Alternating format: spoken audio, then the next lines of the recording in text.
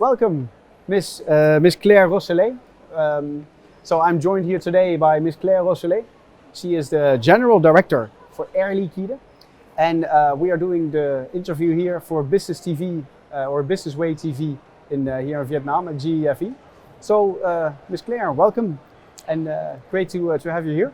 Thank you very much. Very pleased to be here with you today. All right, great stuff. So, when you think about Air Liquide, what are the key things that your company actually does? So, as you might know or not, Air Liquide is an industrial gas company, so one of the leaders in industrial gas. We actually produce gases that are used in industry and also for healthcare. We've been operating in Vietnam for 26 years now. We're operating in 75 countries in the world, employing 66,000 people. And we've made very, very strong commitments to energy transition last year. So this event is very important for us to stay true to our commitments. Yeah, definitely, and that is quite a large company that you have, like all the way then, with a very long history already here in Vietnam. So we are here at GEFE 2022, right? And this is the first time, of course, we're organizing this in Vietnam. So, as a general director, what is the significance for you for GEFE 2022? What is its contribution you feel to Vietnam's green development? So for me, it's a very important event, and actually, the past 3 days have been even more impressive than when I was expecting. You know, the Prime Minister made very strong commitment for Vietnam to achieve net zero by 2050. I think everybody was taken by surprise when the commitment was made and was thinking, how is it going to happen? So this event is one of the events which is bringing public authorities and private companies together to have this sort of dialogue and to make sure that the roadmap is paved on how Vietnam can reach net zero. I think it's very important. We all know that Vietnam is one of the countries that is the most exposed to climate change. We're here in Ho Chi Minh, which could disappear at some point if the sea level continues to rise. So it's very, very important for Vietnam as a country, and it's very important that we all come together to have these discussions on, okay, how do we make it happen? Yeah, it's such a true statement.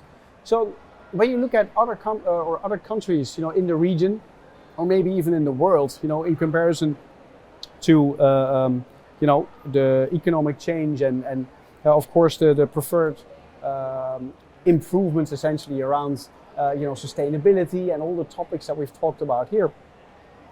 How do you feel Vietnam compares in relation to these other countries as a preferred investment place? And especially as a green investment destination? So to me, Vietnam has a number of advantages. Renewable energy is one of the key advantages of Vietnam. It has a very long coastline, access to sun, wind. So there's really a possibility to develop renewable energies, which is making it very different from countries like Singapore, for example. At the same time, Vietnam has positioned itself as a manufacturing center, attracting more and more companies to produce in Vietnam. So I believe it's very important for Vietnam to do this transition, because all these countries that are manufacturing will be exporting to countries that have some commitments towards energy transition, that put in place regulations that goes in that direction. So Vietnam has to make that change as well. So it has advantages, it has to make that change. So that's why I believe it's going to happen. I would say there are a few challenges to overcome, and this is the case in Vietnam, but I think it's the case in other regions or other countries in SCA especially. So access to renewable energy is very, very important. So the capacity is built, the regulation needs to be put in place to make sure that the consumers can have access to those renewable energies. Clear regulatory framework is also very, very important in general. Is there going to be a carbon tax or not? That's a big question. We believe it would be important to make sure that there is also the necessary financing to finance the transition. Financing is important, and talent. Because to make this transition happen, you will need to have access to the people who can innovate, make the change happen, and build the technologies to make it work. So yeah, so true. And there's also many macro environmental influences there that you're mentioning, right? In all these kind of things actually make these businesses and make these big plans, possible. So when you look at your own organization, so Air Liquide, how would Air Liquide specifically contribute to the green development mission of Vietnam? So I would say in two ways. As I said before, Air Liquide has very strong commitments towards energy transition. So we want to first start to reduce our own emissions. Right. We want to be carbon neutral by 2050. By 2025, we want to start to decrease our emissions and reduce them by 33% by 2035. So the first thing that we will do as Air Liquide Vietnam is start to decarbonize our own assets. So that's our commitment, and that's a commitment that we're going to make in line with the commitment of the group and in line with the commitment of Vietnam in general.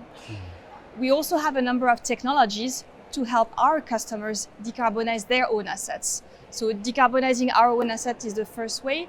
Helping our customers decarbonize their assets is the second one. So you've probably heard today there were lots of discussions about carbon capture. We have technologies for carbon capture. We have technologies to help hard-to-abate industries to decrease their emissions. So for example, oxy-combustion, that's one of the technology, or low-carbon hydrogen. So these are technologies that the group has developed, that the technologies has been mastering for years, and that would be ready to deploy to help our customers in Vietnam when they are ready to decarbonize. Yeah, fantastic. That's a lot of initiatives that you guys are displaying there. So when you look around at GEFE 2022, is there anything that has impressed you or particularly has impressed you over the last 3 days? Yes, I think what's really impressed me is that GEFE brought together people who are usually competing. And we all sat around the table and we had discussions with the authorities and we were speaking one voice. So this capacity to bring people together, to move the needle, to me was very, very impressive. Yeah, exactly. And also considering that this was the first time this was organized here, right, is actually also quite a feat, right? To actually get everybody moving into that direction and contributing, you know, in the way that they have done that. Yeah, absolutely. So anything else you would like to share or that you were interested in telling us, you know, as part of GEFE 2022 or anything in that relation? I would just say that energy transition is a journey. It's not gonna happen overnight. So this was a first of its kind event.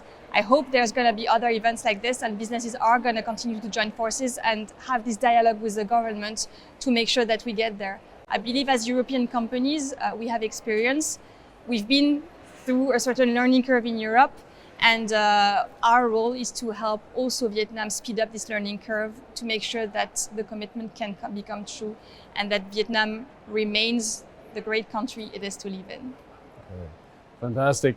Well, Ms. Claire Rosseler, thank you so much for your time and thank you so much for being on our couch at Business Way TV. It's been a pleasure talking to you and thank you so much for sharing all your insights. Thank you for having me. Absolutely. Thank you. Thank you.